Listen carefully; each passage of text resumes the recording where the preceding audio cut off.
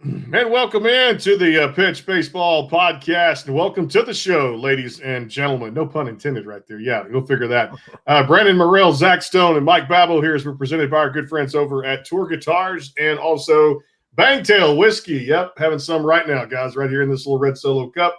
And enjoying that, too, with bangtail.com or download the Easy Liquor app out there and getting 750 milliliters of good taste sent to your doorstep, which is good out there, too. So going to have some good stuff coming up tonight here on the show. And don't forget Friday on the Backstage Pass. If you heard the top there, I kind of said that was the pun there, ladies and gentlemen. Bobby Amaru, the lead, one of the founders and lead singers of the great band Saliva, is going to join us on the show, the Backstage Pass, Friday, 5 Central, 6 Eastern. So be on the lookout for that. And Zach, what's up, man? Man, life is good. Life is good. The Rangers just literally, as we logged onto this, my Rangers started playing. Kyle Gibson's on the mound, so let's hope he looks more like last time around and not the first time around. Man, on if I can jump right into the baseball front here, let's do it. I just want to point out something. So at the beginning of the season, a few episodes ago, we mentioned that I mentioned you both failed too, but I sort of. This is week 3, right? Right, Randy? Yeah. Week 3. Okay. Are we not on that level? Go ahead, continue. Yeah. So we went around and we talked about who we thought was gonna win. Who we thought was going to win in the NL, in the AL. We broke down all the divisions. If you guys want to listen to that podcast, go back, listen to our first week. There's some great stuff in there. But I just want to go through the standings just on a real quick flash. Oh, I'd be happy to, Zach. And point out that who is winning in the AL East? Is it Toronto? Is it the Rays? The defending AL champs, the Rays? It's the Boston Red Sox, who were awful last year. Winners of 7 in a row, including today. Yeah. No kidding. They came back from 2 two-run deficits, right? Yeah. Now 6 of those are against the Orioles, but I would argue the Orioles have been hot to at least start the season. So I don't think those have been easy wins necessarily. You've got Cleveland leading the pack, and Kansas City playing way better than ever expected in the Central. Yeah. All 4 of those teams, not including Detroit, the Indians, the White Sox, the Twins, and the Royals, all have positive run differentials, or they did up until yesterday, I believe. I think Kansas City is negative now. And then leading the AL West, holy Moses, Mike Trout might be in the playoffs with one of the best records in baseball, the Los Angeles Angels. And the Oakland A's have been nowhere to be found. They have. Well, the A's started 0-6, right? So, but since then they've gone 4-1, and they came back from a 5-0 deficit today to take a 6-5 lead against Arizona, but they did take 2 or 3 from Houston. Yep. Right. And it's way too early for any of this to be. It's way too early. So what's your point, Zach? But that's what I'm saying. It's so the start of this season has been so unpredictable. You know, I would not have ever believed you if you said Boston would ever be leading this AL East with the Yankees, with the Rays, with Toronto. I would be like, they will never once be ahead. And not only are they ahead, they're ahead by 2 full games. I mean, they are firmly in first place, and they have one of the best records in the league up there with the Angels. So that's all I'm saying on the AL front is we'll see over 162 games, but I think there's so much here. There's so many question marks on all these teams, and when we look at the NL, it's pretty easy to just kind of pull out some of the Dodgers and the Padres and some of those. But when you look at the AL, you look at a team like the Angels and think, well, shoot, I mean, if Shohei Ohtani plays the way we know he can, which he is right now, that's a big deal. If Anthony Rendon continues to be Anthony Rendon, if all these guys play the way they should play, the Angels are a dangerous, dangerous team. There's a big caveat with that, Zach. Anthony Rendon went down last night, and he's on the IL with a groin strain. If Shohei Ohtani can put together his first injury-free season, yeah, then I'm going to buy them. But sure. It's definitely a big if. It's a big if. He hasn't done it yet. And you got to wonder how long this experiment with hitting before, during, and after he pitches. Heck, there was even some talk about him going into right field because they love his bat so much. And, that's a drug. I mean, he's hitting rockets at 119 miles an hour off his bat. So I'm with you. But like you said, it's 10 games into the season. And don't forget, the Astros are kind of hitting a bump. But everybody who's supposed to be in the mix is in the mix in every division, right? Yeah. In the mix, sure, definitely. Yeah. It's there. And, I saw this coming. That's why they play 162. And last year was not even a sniff at a 60-game season and a blur. And you blink and it's gone. And, this is one of those things. I got to talk about that because we'll get to our good, bad, and ugly here in a little bit. But the team was, my team was meant to hit this little buggeroo. And I think, let me say this, Mike.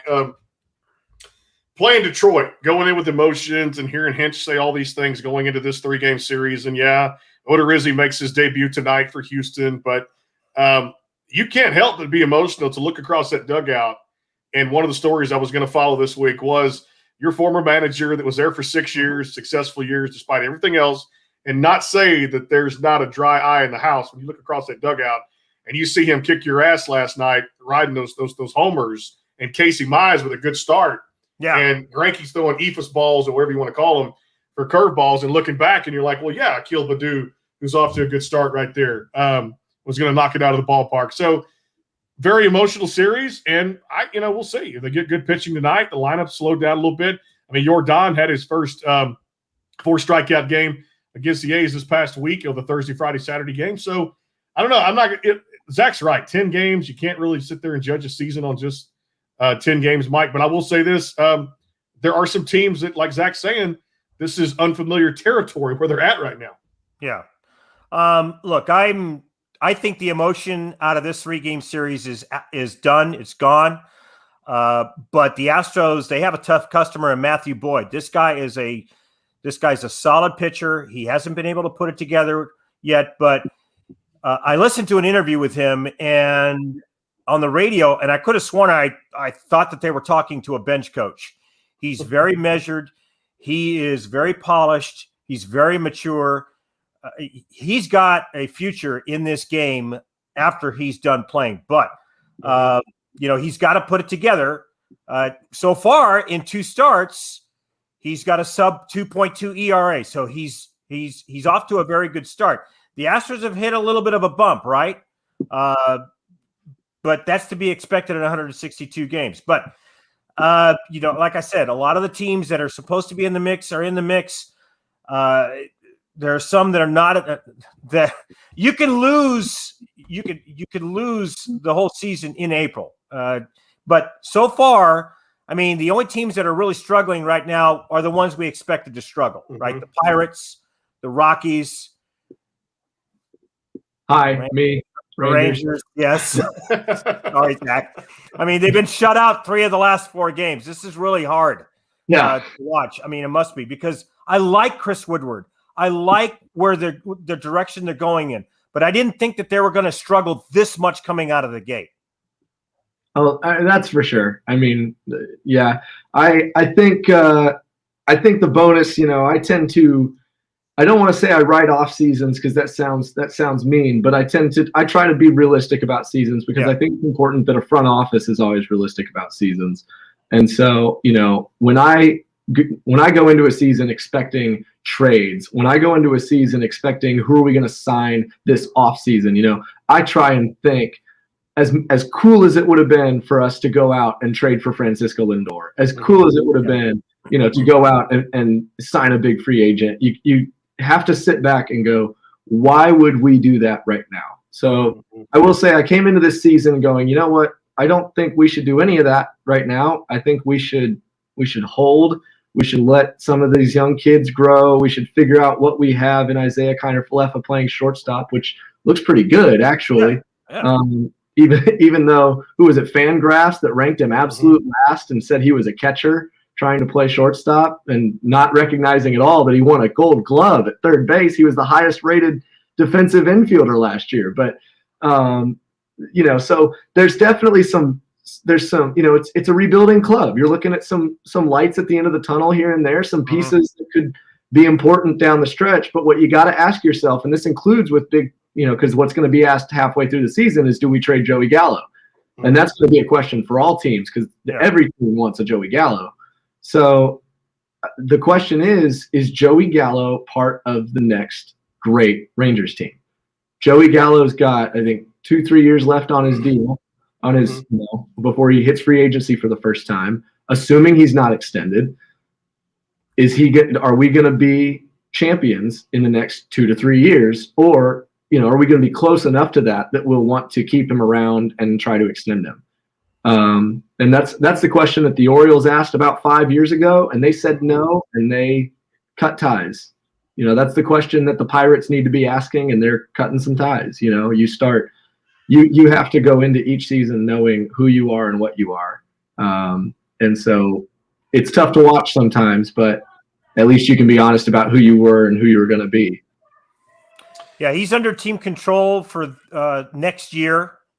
He becomes a unrestricted free agent in 2023. So he can be a valuable commodity. He could be a tradable commodity. Joey Gallo is a free agent after next year?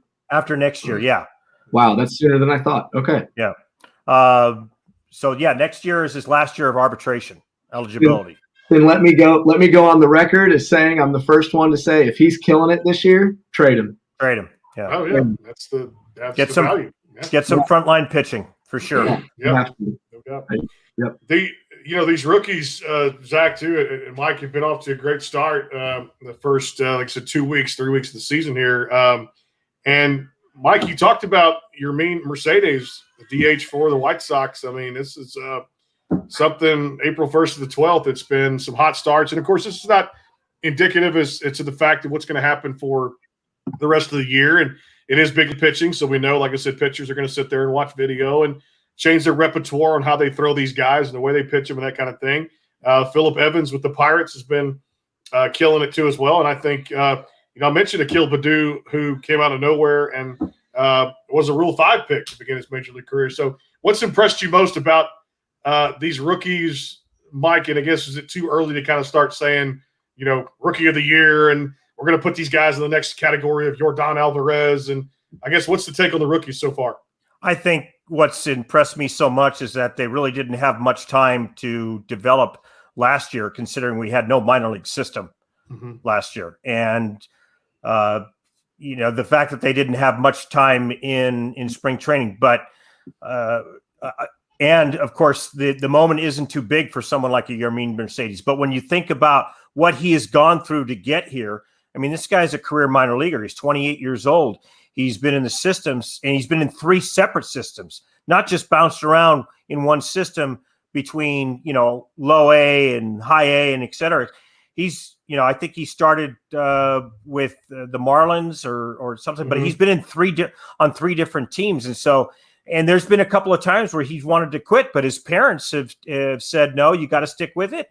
You are good. And they gave him confidence and they gave him perseverance. And here he is. And he, his major league debut, he went not major league debut, but his first start, he went 5 for 5, and he hit a 485-foot home run. I think it was on Sunday.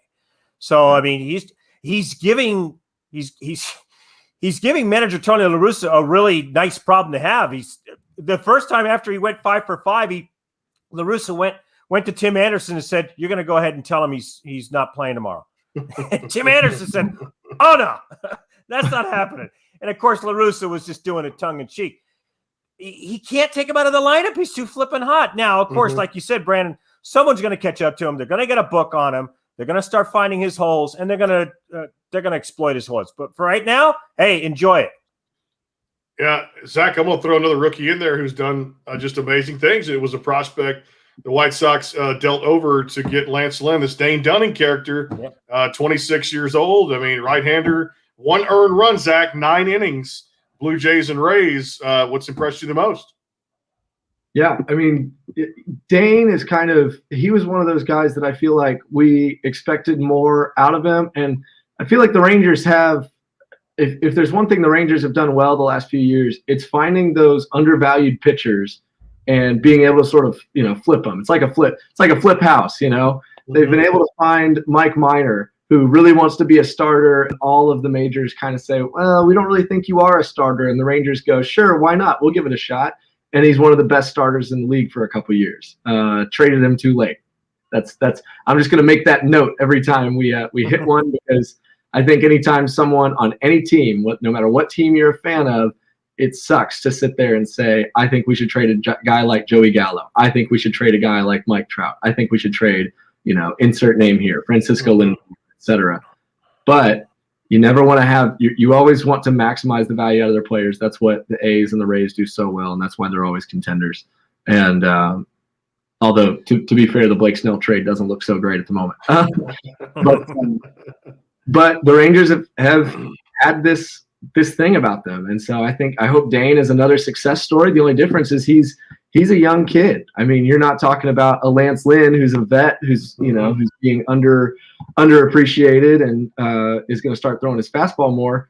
You're talking about a kid who's 26 years old. This is a guy who truly is just starting to hit the prime of his career. And again, when we talk about who's part of that next great Rangers team, that next great White Sox team, et cetera, the next great White Sox team is today. So who's part of that next great White Sox team? Lance Lynn. Who's part of that next great Rangers team? I think Dane Dunning could be the guy. And so I think that's when you look at a trade like that. And while at the moment you don't want to see Lynn go, in 5 years we'll look back and we'll say this was a good trade for both teams.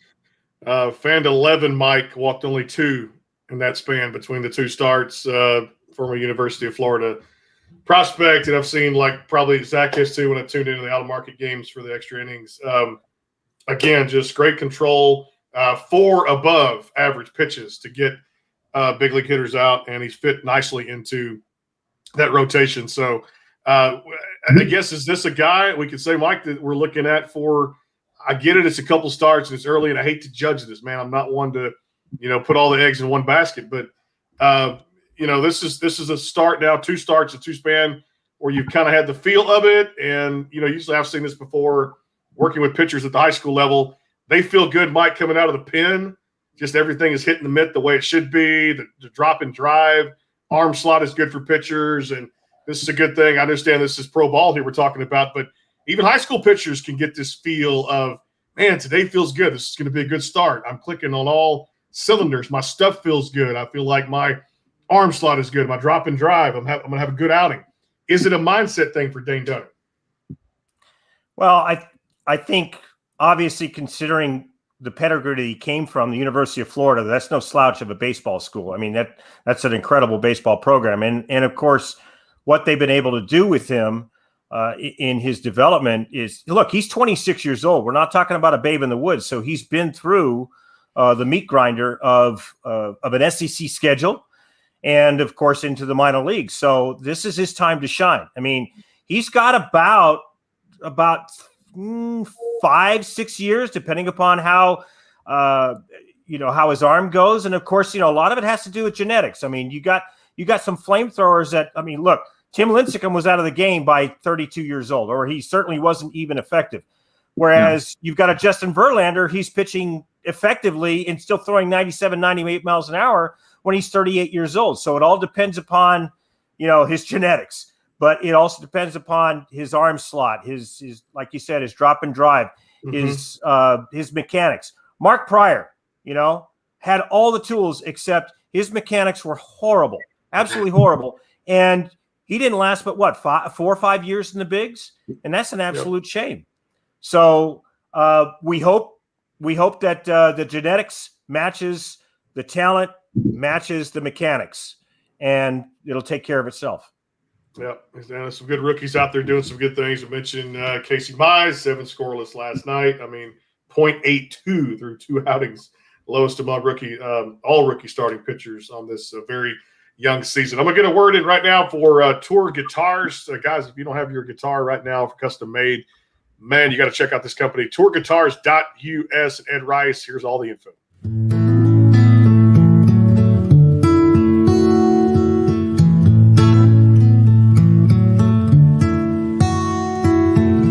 you're looking for one of the most beautiful and playable custom acoustics on the planet, look no further than Ed Rice at Toe Ear Guitars.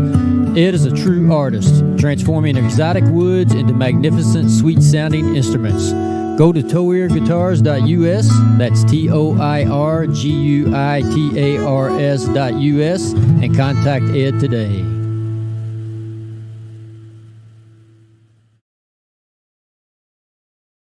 That's a word from one of our sponsors, of course, also on the Backstage Pass, Ed Rice at Tour Guitars. Great work out there. So check them out, tourguitars.us. And also thanks to Brandon Bing over at Bangtail Whiskey, having a glass right now as we speak. And hanging out with the boys here on the pitch, Zach Stone and Mike Babot. It's our third week doing this, man, having fun as each show goes by. We just have more and more fun. We're going to get to the good, the bad, the ugly here in just a little bit. But, Mike, these rookies, God, man, I know it's just I go back to what Zach said when he jumped right into it at the start of the show. It's 10 games. I'm not judging the whole season on 10 games, but Michael Kopech, we knew he had it in him for quite some time. I mean, another guy sitting there only 24, just pumping it out 97, 98 miles per hour. 7 of his 11 Ks over 6 1/3. I mean, just the sliders working for him. This is, just swing and miss stuff, Mike. This is if there's something cooking good for the White Sox, it's Michael Kopech. Yeah, what really blows my mind is these guys coming out and throwing 99, 100 miles an hour like the Kopechs, the Dustin Mays, the Tony Gonsolins, even though Tony is on the DL. Look, I remember when going back to Tim Lincecum, when he burst on the scene, everybody was blown away by a guy who could throw 5'9", who could throw 97 miles an hour. Now your starters have to throw 97, 98 miles an hour, and they have to have some serious movement. So I'm really impressed with what these young starters are able to do. I'm also impressed with what young guys like, hey, hear about Tim LeCastro?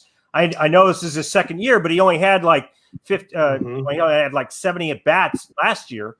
But he's 28 for 28 in his first 28 for his first 28 attempts in stolen bases. That's pretty amazing too. So he's setting the table for Arizona. He's a lone bright spot for Arizona. I love what who's the kid from Kansas City? The second baseman. I can't remember. Whit Merrifield? No, excuse me, not the second baseman, the right fielder. That was called. But Whit's setting the table. He's an absolute best right now for them. But I'll find him out.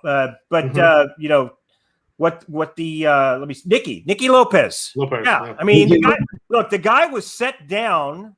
He was sent down a week before spring training broke, before camp broke. And then Adalberto Mondesi comes up with another ailment, and they wanted to give Nicky a chance to work on the alternate side, work on his hitting, because he didn't get enough plate appearances in spring training. And the ones he did, he looked absolutely overmatched. He comes back and he's hitting 333. So you got to love that. I mean, he's taking his opportunity. So he's not scared. That's by any stretch of the imagination. So I'm really impressed with what he's been doing. Yeah, another one too, Zach, is I tell you, the Tampa Bay Rays are not, 10 games again, right where they want to be. But you look up at the end of the year, it's going to be Tampa, the Yankees, and possibly, like maybe the Blue Jays. We'll see. Their pitching's got to get better. The pitching's been horrible through their first 10 games right now. But it wasn't 10 homers in 20 postseason games. But Randy Arozarena, Zach, is another guy there, 8-game hitting streak to start the season. The batting average is still respectable, 289, 2 homers, a double, 5 RBIs. But a guy here that is going to put himself in conversation for Rookie of the Year. We talked about Dane Dunning. But again, like Mike said, these rookies, whether it be offensively or defensively, Zach, they've impressed me a lot, including Randy Arozarena. Yeah, absolutely. I think for me, it's great to see. We talked about these guys last year, and the question was always, especially with Randy Arozarena, because it felt like he just came out of nowhere in that playoff run for them. And so, the question was, is he going to be that same guy? You just can't expect that flash in the pan all the time. So you're right. Maybe it's not 10 homers in 20 games, but that's a whole lot to ask, frankly, of just about anybody. So for him to be hitting for average, he's still got the power there. He's getting the extra base hits that he needs. Like this is a great start, and you'd always rather have a good start than a bad start, especially when you come off that hot of a year. Just feels like you proved to yourself more than anything. I think for him to get out there and show that he can play the game and show that wasn't a fluke, it's going to make him feel good, and the better he feels, the better he'll play. He's also playing really well in the outfield too. I don't know if y'all saw that diving catch he made out there the other night, but man, I mean, he looks athletic out there. He looks like he can play the position, and so that's great to see as well, as someone who can't only hit but can field. One of the most exciting players, Mike, on the Marlins roster, and I again, we've kind of broken down the standings here, but I'm just kind of what stands out before we get to the good, the bad, the ugly here on the show. But the second base shortstop position for the Marlins, an exciting player to watch, and has been a guy who can have a successful OPS, Mike, and show some plate discipline. Jazz Chisholm. Yeah. With the Marlins, I looked at it earlier, 888 OPS, Mike, 6 walks in 30 plate appearances. Right. You just don't see that from a lot of rookies coming into the game today at the big league level. But he still can't throw out Acuna. he had his back to the plate. I mean, give him a break for crying out. He wasn't even supposed to be to the plate because Miguel Rojas lost the ball somehow. I mean, you look right. We're laughing about the play, but you know what? We got to give him credit for having the presence of mind to notice that Rojas had no clue where that ball was. I don't know where the left fielder was. I know it was like in short. It was just beyond the shortstop. I mean, it wasn't really in the outfield. But I mean, hell, he put as much as he could on the throw. But you're right, Brandon. I mean, this guy, even though he's only hitting 217, he's drawing a lot of walks. He's getting on base. He's playing solid infield. I mean, you listen to him talk, and he just knew that he was destined to make the team this year, even though they really didn't think so. They were hoping, but Don Mattingly is a type of guy, because he's a player, right? He's not going to play the service time game. He said, look, if they're ready, they're ready, and we're going to put them in. And so it's just a matter, and it's just a matter for them, just a matter of time before those guys continue to continue to develop. I'm really excited for him. The other lefty, Zach, with that Marlins team that's won a spot coming out of spring training was Trevor Rogers, and this has looked good for him so far. 180 ERA, 110 on the whip, and I love southpaws that can go out there and just get guys out via the strikeout. I want to say he had a rookie best 16 in 10 innings. It's a very good affinity for the strikeout. Again, early. I use that a lot. That's the slogan for tonight's show. But a guy that's a lefty that can go out there and pump it again. Mid-90s fastball, low 80s slider. Knowing you have a breaking pitch, one feeds off of another. A good feel for Trevor Rogers with the Marlins too, Zach. Yeah, absolutely. And when we're looking at this whole Marlins team, this is, again, just going back to the beginning of the conversation today with the Rangers, you're looking at who is part of the next great Marlins team. And so every game for the Marlins, for us, is an exhibition game. This is a moment for us and for Jeter and his people to watch this and say who's a part of that. And so far, Trevor Rogers has been a part of that. I mean, he is showing that he can go long in games. He's showing. Now I was pulling up some of his old stats because his career ERA is almost 5. So my question with him becomes, is this the fluke? Is this that Randy Arozarena 10 home runs, 20 postseason games, but can never match it sort of a thing? Hopefully not. But that is the thing that sort of brings me pause and makes you say, looks good to see, good for you, kid. And we hope he keeps it up.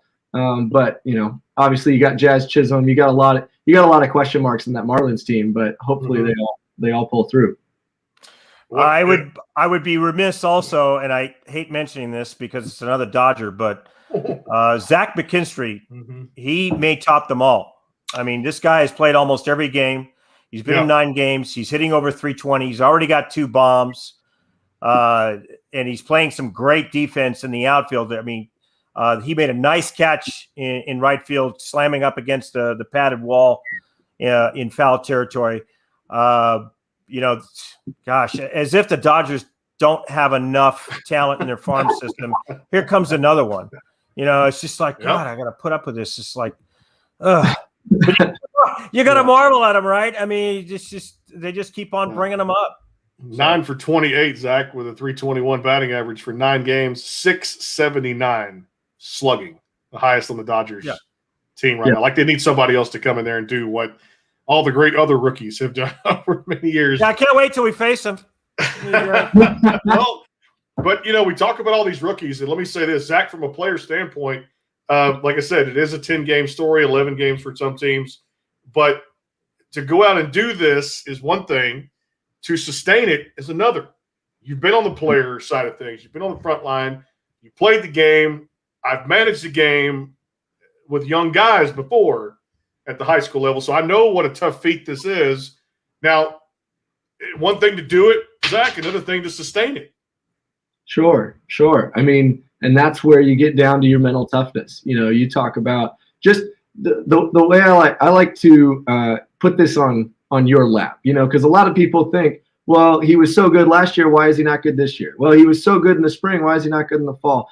And you talk about just like we mentioned earlier with I just totally blanked on his name. With Mercedes, Yerman Mercedes. It's so great to watch him go 8 for 8. He comes out of nowhere, no one's expecting, but because no one's expecting him, like you said, no one's got a book on him. No one knows where his holes are. No one knows the weaknesses. As soon as you find out that Chris Davis is going to swing at everything, you just throw him everything he can't hit, and he'll just keep swinging. And so it's just a simple matter of answering that question: what can't he hit? Throw that.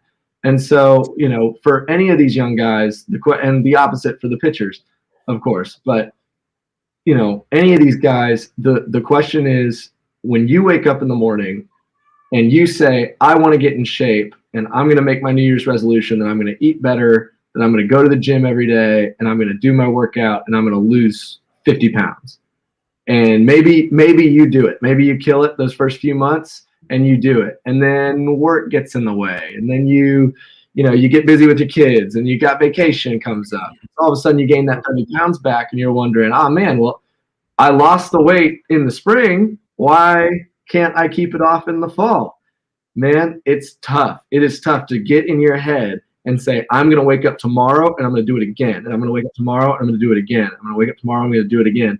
And every day you're watching film and you are trying to figure out, what are they throwing me? What are they trying? Why?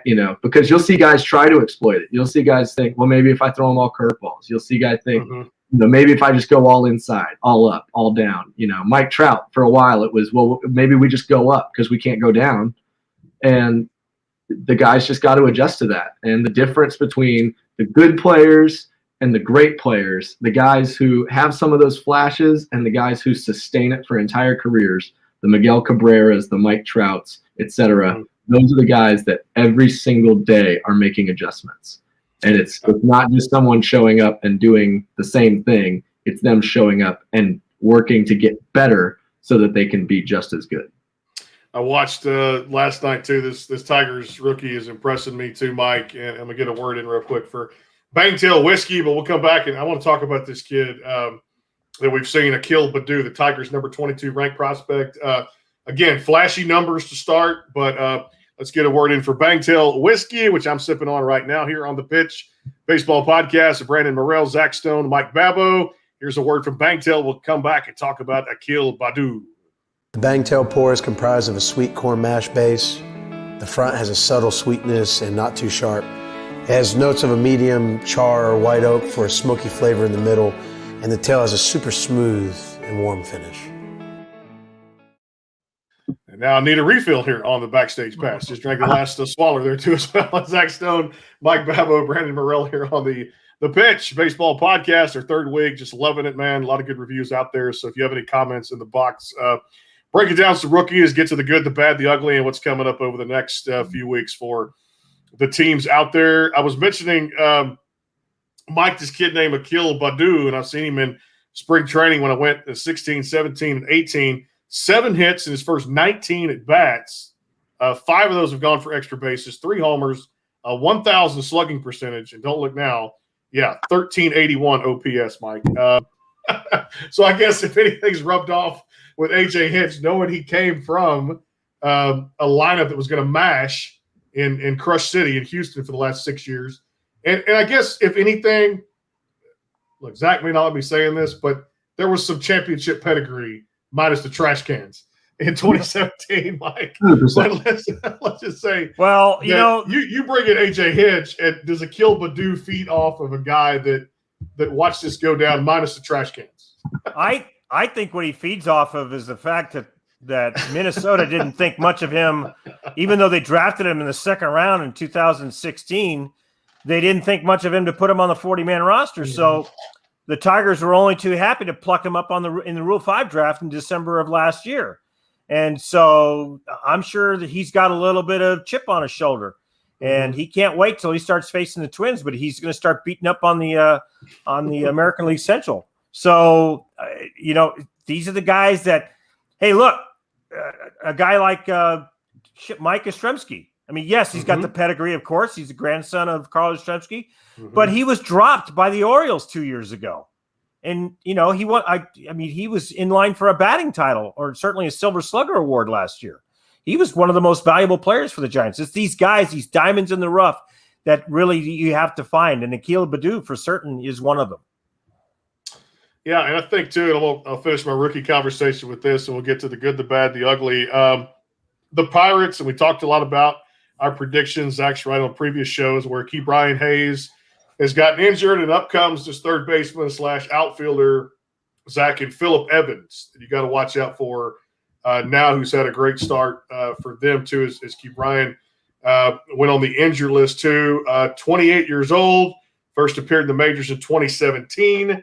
Of course, the at-bats do display between rookie status and kind of your category of where you're at to a veteran, or you qualify for Rookie of the Year award. But some of the things we're looking at there, Mike, we're looking at even Zach, 13 for 32, 406, 3 homers, tied for most of rookies, 2 doubles, 9 games as of yesterday. But Zach, it's just cool to see these rookies do what they're doing now. And I know Mike talked about this last time. The game is healthy right now with these cats coming up doing their thing. Yeah, well, this is good for baseball. I mean, that's to me, that's what I always look for when I'm looking outside of. I always root for my team, but then I try to focus on what's good for the game. What's going to bring people to the butts in the seats, people coming out to the stadiums, people bringing their kids and their families to the games, people turning it on TV, having some friends over and watching a game. To me, it's all about growing the sport and showing people what a beautiful, fun, awesome game this is. It's always a bummer when you convince someone to come to a game with you and the game's terrible. It's no fun. So to watch guys like Phillip Evans on what is a pretty miserable Pirates team to watch right now, especially once Ke'Bryan Hayes goes down, you kind of think, well, what else do we have? Well, Phillip Evans comes in, he fills that spot. It's nice to have those players that shine through, you can kind of dream on. It's something to get excited about, that future. We talk about teams like the Marlins with Jazz Chisholm and those guys that you can go, okay, maybe we're not going to win the World Series this year, but that guy's fun to watch. Maybe we're not going to get to the playoffs, but if that guy sticks around, maybe we can do some, and then you get interested in how do we get there? Who else do we need? And who else on the team is good? And, that's just good for baseball. And when it's these young kids playing with the energy that they have, I'm a big fan. I'm pro bat flip all the way. That's not even the way I played when I was a kid. I played put your head down and run. I played, I didn't play with as much swagger as these guys do these days. But I think I'm a big fan of it, and just because I don't choose to play that way doesn't mean I don't think it's fun, and doesn't mean that I don't think that it is incredibly marketable to the younger demographic. And that's who you want to gain as a business. And baseball, first and foremost, is a business. If I can add to that, Brandon, Zach, totally agree. I think also it really matters a lot to baseball fans, their hometown fans, when they see someone from the farm system come up and then play on the big club that they have developed. I mean, it's one thing to get a high price free agent like a Garrett Cole or get someone traded. I think the worst case is when a guy comes in and he's been traded for 3 or 4 prospects. You know, I mean, I'm just going to throw his name out, like Evan Longoria. He was traded for 4 prospects to the Giants in 2018, in the offseason 2018. And his career has been uneven. I mean, when he's in the lineup, he does okay. I mean, he had a rough couple of seasons, and then he went on the DL a couple of times. But when you've got a guy like an Aaron Judge, okay, or a Brian Hayes, or just recently a Buster Posey. I remember the anticipation of getting Buster Posey onto the big club and into the lineup. I remember the anticipation of a Tim Lincecum. You know, you remember the anticipation of Miguel Cabrera when he first came in.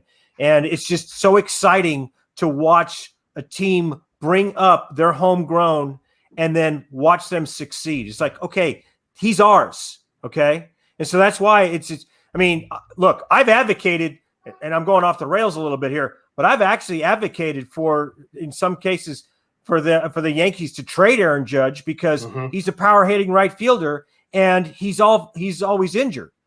And but my heart says they'd burn Yankee Stadium down if they did that. Yeah. Because he's one of their own. I mean, can you imagine if George Steinbrenner hadn't been suspended and he told Gene Michael to go ahead and trade Derek Jeter and Jorge Posada? I mean, they wouldn't have had all those championships probably. But I mean, that's what happened. I mean, so they because remember, I mean, his first year in professional ball, he had like 45 errors, Derek Jeter did. So, but I mean, it's just so amazing, and it's just a great feeling to find to get a guy that came up through your system and he's on your team and he's playing well. That's the best part. Yep. I'd like to point out Derek Jeter is the only player in history. Fun fact: Derek Jeter is the only player in history to have 45 errors in his first season as a player and as a general manager. There you go. I love that fact. You only get that on the pitch. How about that? Zach Stone bringing it to the table right there. All right, so reach the point of the show, again, presented by Tour Guitars and, of course, Bangtail Whiskey here on The Pitch, a baseball podcast every Tuesday from 6 to 7 on the Backstage Pass YouTube channel and, of course, all over our socials out there, too, wherever you can find us. The good, the bad, the ugly. Mike, I'm going to start with this. The good, I guess you could say, has been to watch these rookies do their thing for these teams. And to piggyback off what y'all both said, it's important you draft and develop those players through the minor league system so you can sit there and see guys that you put your heart and soul in, you gave the early contracts to until they've reached free agency. But a diamond in the rough, like you said, Akil Baddoo gets lost through the Tigers' Rule 5 pick. Get him, and he's having some solid numbers. Or Yordan Alvarez, a guy the Dodgers let go. We got in a trade a few years ago. Never expected him to be this type of player. So that's the good for me. Zach, you're going to hate where I'm going to go with this. The bad, well, I think we all can agree this as we did in the group text this week. The only Major League team to not have a no-hitter in, 53 years, Mike, now has a no-hitter. And it came on the prospect of, man, it hurts me to say this because I still wish he was with us. Although I'd take Garrett Cole back in a heartbeat. Joe Musgrove no-hit the Texas Rangers, to me, is the bad because we saw this in a guy, Mike, for years. The guy, no question, the stuff. Mid-90s fastball, breaking pitches, four pitches, inside, outside, up, down, changing your eye level, the whole thing. But you see, we saw something, Mike, we're talking about midweek about this in the prep we do for the show. But, God, I mean, the Padres and Preller and must have seen something to give up prospects to get this guy, Joe Musgrove, from Pittsburgh. They had to, because the thing is that so you traded away in a 3-team deal with Pittsburgh to get Garrett Cole. That worked out for you because he won you a World Series in 2017. In 2018, he gets traded. But he spends 3 forgettable years in Pittsburgh because, he was like injured 3 separate times. And so AJ Preller sees this and he trades he trades one starting pitcher to the Mets, and then 4 players to the Pirates to get Joe Musgrove. And it's just like, wait a minute, you're mortgaging your future here, and you must see something that we don't. And I even looked at the biographies and stuff like that. I didn't see any connection between AJ Preller and Joe Musgrove. So their advanced scouting must have seen something. And boom, he's had 2 great starts, including the no-hitter. And so, I mean, for a number 3 like that, man, the Dodgers certainly took notice. Well, and don't forget too, they had him when the season was beginning. I say they. I suppose we don't really know exactly what was going on in Padres land, but all applicable sources had Joe Musgrove at the bottom of this rotation because they had Yu Darvish and Blake Snell. Of course, Mike Clevenger is out, but the assumption is that he's going to slot in behind those guys. Paddock, right?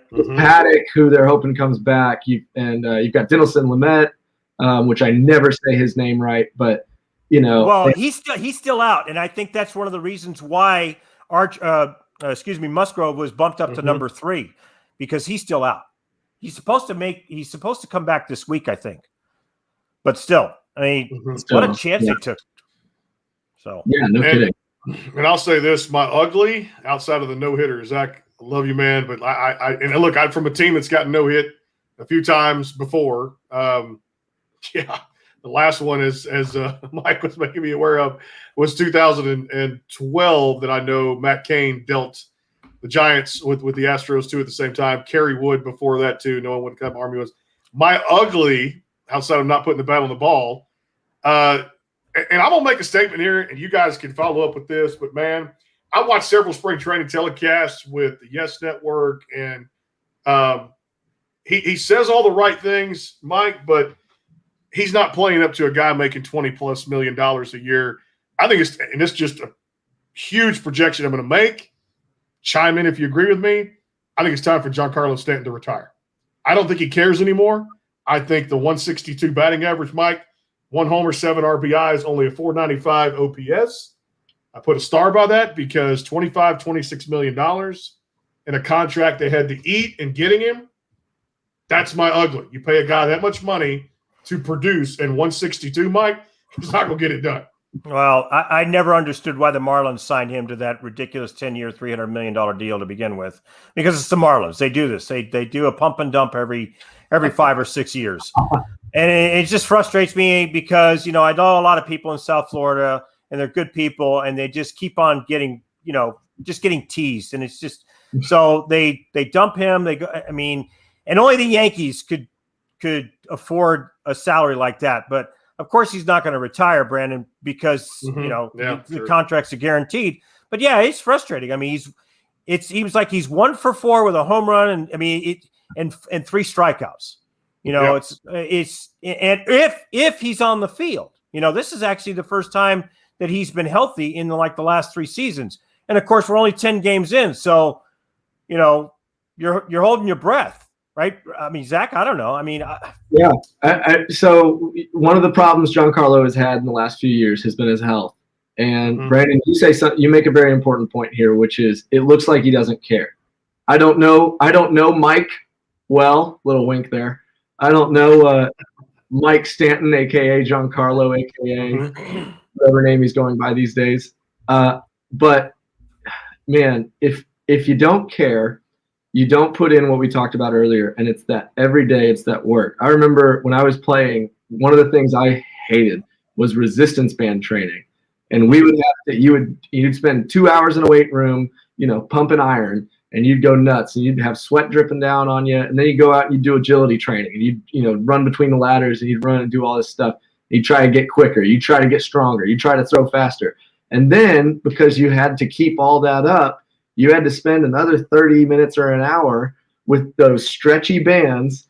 And I remember I'd just close them in a door. I would just stick them in and shut the door on them. And then you just have to sit there, and I'll give a little demonstration here. You just have to sit there and just go like 1. Boring. and then you'd put it in the top of the door and you'd go 1. Yeah. Two.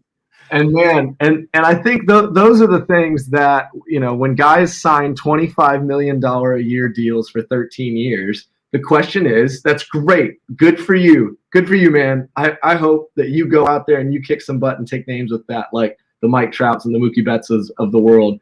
But the question always is, once you got that money in your pocket, are you going to be willing to go home tonight now and sit there and go 1, 2, or are you going to say, you know what, I'd rather take a ride in my Ferrari with my supermodel girlfriend and buy another diamond-crusted swimming pool and put gold rims on my helmet?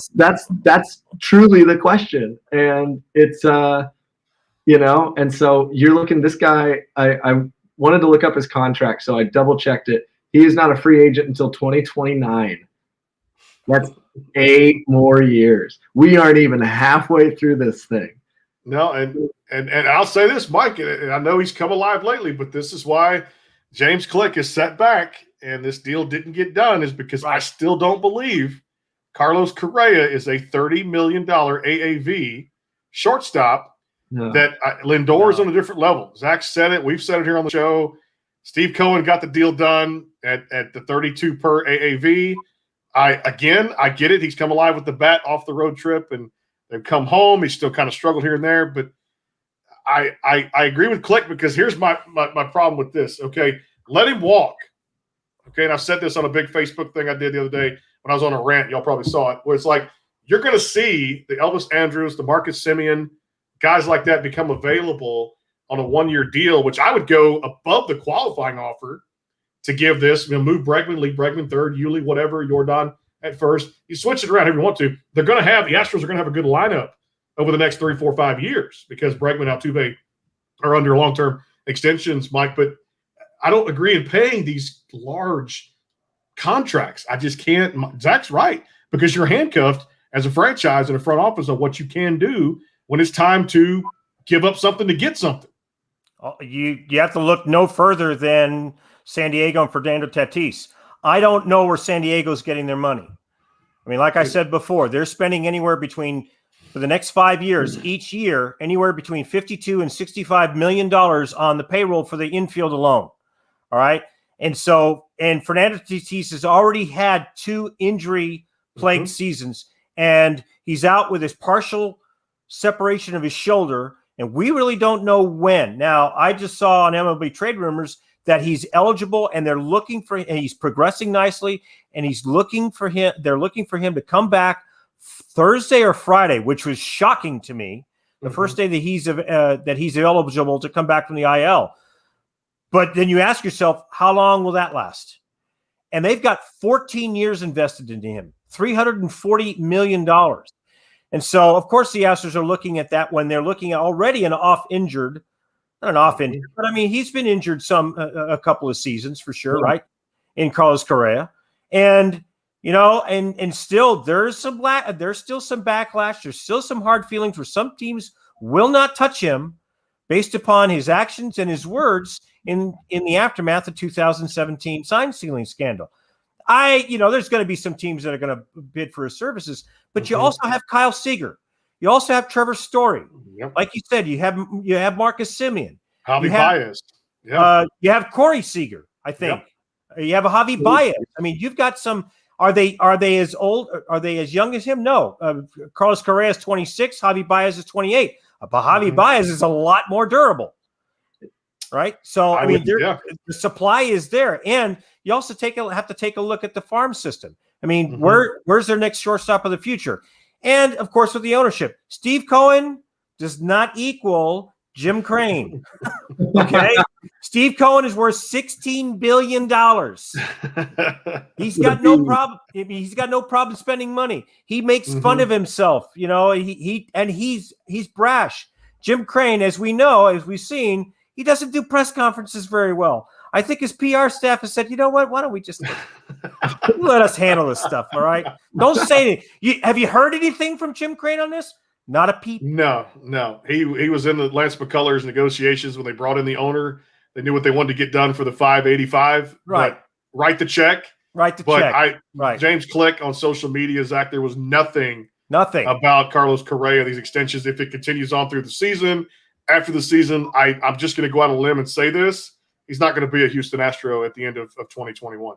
I'm going to put it out there. There'll be a stopgap guy, but like Mike said, Jeremy Pena is coming up through the farm system. Maybe he's a guy that gets an opportunity, but there are stopgap guys, Zach, and that's part of the ugly. I think you nailed it right on the head, and I think that's going to be something interesting that we see come this offseason with, of course, Francisco Lindor's off the table now, but even still with this glut of true superstar shortstop, and then a pretty solid crop under that because Marcus Semien took a one-year deal, didn't he? Yeah, he did. He did. So Marcus Semion's going to be a free agent yet again. Mm-hmm.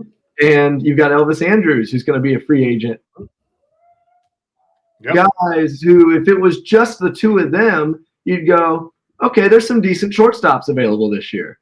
And then you pile on top of that a Trevor Story, and you go, wow, a lot of great shortstops. And then you add Corey Seager, and you go, holy cow, there's a ton of shortstops here. You just keep adding. You add Kyle Seager, who, you're right, isn't a shortstop, third baseman, but you're talking about a guy who can hit. And for a team like the Astros, you move Bregman over. There you go. You know, how many games, Zach? How many games did Bregman play when Correa was hurt? He played a month worth of shortstop, right? I mean, he was the most valuable player on that team. 100%. And I think you're just truly going to deal with no matter how much these guys are worth. Even Trevor Story, who's 100% worth a mega deal. Mm-hmm. You know, Corey Seager, who's totally worth a mega deal. Yeah. Some of these guys are absolutely worth a Francisco Lindor type of deal. But you're just going to see the fact that because teams have options, you know, when there's one guy out there, when you go, look, it's Trevor Bauer or nobody. Right. Trevor Bauer goes out and gets $40 million a year. When it's, well, we could try and Story, but he wants $30 million. Let's see if we can get Baez for 28, or maybe we can get this guy for 25. Or are we good waiting for our rookie and just paying Elvis Andrus for 3 years at about 10, 12, 15 million? There's options. And when there's options, and like any economist will tell you, when there's supply, the demand just isn't quite there. And the demand is going to make the oversaturation of that supply is going to make these contracts go down. Certainly the price is going to go down with all of these guys coming on board. I'll tell you right now, if I were James Click, I'd go hard and heavy at Trevor Story. This guy, because he plays in Colorado, nobody knows how good this guy is. I see him play 18 times a year because he plays in the NL West. He's a pain, okay? He picks everything, and he is a pain at the plate. I mean, I would just love for you guys to sign him, Brandon, and get him out of the National. Here's my. I will say this, and this is somebody asked me. I was listening to an interview the other day on Sports Talk 790. My good buddy Michael Connor does the morning show with Sean Salisbury. They asked the question, "Hey, Michael, who do you think will be the starting shortstop for the Astros opening day 2022?" The first name that came out of his mouth, and I'm going to agree with this, Javi Baez. I just, there's a little bit of that Latin flavor of the players is becoming, the league's becoming very international. Tuve, Javi Baez. Hey, I'm with it too. Yuli Gurriel. Well, hey, but I'm going to say this. He's gone. Red Sox, Yankees, Mike. A team we're not thinking about. Miami's got money to spend. He'll get it. 10, 300 plus, whatever. Javi Baez, Trevor Story. Two of my picks still be the Astros starting shortstop in 22. And I do want to say this, contract notes, we're talking about this too. Houston's keeping busy, signing Martin Maldonado to a 1-year extension through 2022 with a vesting option for 23. So that's Mark Feinstein, I believe, reported that tonight, Mike, for the Astros. Catching depth, now you have Maldonado and Castro around through 22, so that's a good thing. I don't want to hurt anyone's feelings here, but are we ever going to have any good catchers again? Because I feel like we see so many catchers that are great defensively. They're all glove, and they're just no bat. You're seeing guys like Robinson Chirinos, sign multi-year deals for millions and millions of dollars. You're seeing, I can't remember the Diamondback guy that the Rangers signed. I'm blanking on his name. I'm blanking too right now. But you're seeing these players that are all glove and no bat. You're seeing Martin Maldonado. You're seeing these guys get these extensions, get these deals. And it feels like it feels like some of these teams are just kind of throwing their hands up and the opposite of the shortstop world and looking around and going, who else are we going to, maybe the Giants have something in Joey Bart. Yeah. It looks looks one to mind. Francisco Mejia for San Diego. maybe. Yeah. I mean, he's not hitting well, right? But I mean, yeah, he's been all glove and no bat. Right. And, so other than Yasmani Grandal and other than JT Realmuto and other than the artist formerly known as Buster Posey, we really don't have offensive catchers anymore. And I'm not saying to be all offense and no defense. I'm just saying you've got a guy who knows how to build a pitching game plan. You've got a guy who knows exactly what every pitch is going to look like, what its depth and movement looks like when it's coming out. And you've got a guy who understands the mind of a pitcher, and he still can't seem to catch up to a fastball. And to me as a player, that's been frustrating to watch as these guys, as it's seemingly we leave the era of Buster Posey and Brian McCann and these great hitting catchers, and we start to go into just all defense and a wet newspaper at the plate. I will throw a name out there for you again. Will Smith of the Dodgers. Yeah. He's gotten off to a very, very good start, and he's a solid backstop. So true. I'm gonna throw one more out there too as we wrap here. But and he just got a nice extension himself. Could see it happen. Salvador Perez with the Royals. Oh yeah. Yeah. There's something about the game before Houston got into Maldonado Castro for these last couple of years because it's thin in the minor league system. There's no catching depth down there. I kind of saw him playing the cards on the table with Sally, and I think we'll see, kind of what happens there again with Merrifield, a good young team over there that is playing well in Kansas City. Well, I'll tell you guys, that's a wrap for tonight here on the Pitch Baseball Podcast. Always appreciate you guys being with us. I know we were playing on Marshall Kellner tonight. He used to be with the Fort Myers Mighty Muscles. He was a little bit under the weather. So next week, Marshall has agreed to come back on the show here with us to talk a little minor league baseball. Some good points Mike brought up this past week with some of the farm clubs being diminished in the game and definitely jobs being cut. We'll talk about that next week on the Pitch. If you have any ideas, feel free to hit us up on social media. Send us some talking points, some suggestions, some things you'd like us to discuss. And Zach, great show. Mike, appreciate it always. And we'll do it again next week. Thanks, guys. Have a great night. 6 to 7. Again, thanks to Tour Guitars and Bangtail Whiskey. And, of course, don't forget Friday on the Backstage Pass, man. It's a big one. I cannot wait to say, ladies and gentlemen, welcome to the show. Bobby Amaru of the rock band Saliva is coming on 5 Central, 6 Eastern, Friday, April 16th. And if people don't know that, too, speaking of baseball, Zach, Mike, too, that was the theme song for MLB Network Intentional Talk, Kevin Millard, Chris Rose. A few years ago. Really? It was the theme song, ladies and gentlemen. It was their theme song going into all that good stuff. Right. If you don't know who Saliva the is. Connective tissue. I like that, yes. Connective tissue, too. I also got to ask you about, so we're talking about next week, that you run another podcast, and I've got to ask you about it next week, and I'm going to pin that and write that down and put that as a talking point next week because you said something funny on a podcast, and I'm going to bring it up. Right. Next week, we have Marshall Kellner on the podcast. And, of course, hey, more great guests will be joining us over the next 5-6 weeks. If you've got somebody baseball knowledge wants to come in, feel free to hit us up out there. Give us some things you'd like us to talk about. Of course, we're always going to have the good, the bad, the ugly, but there's more to come here on the Pitch Baseball Podcast. And, of course, you can catch the episodes out there on all our socials and at the sportsguyspodcast.com. We'll talk to you guys next Tuesday from 6 to 7 on the Pitch.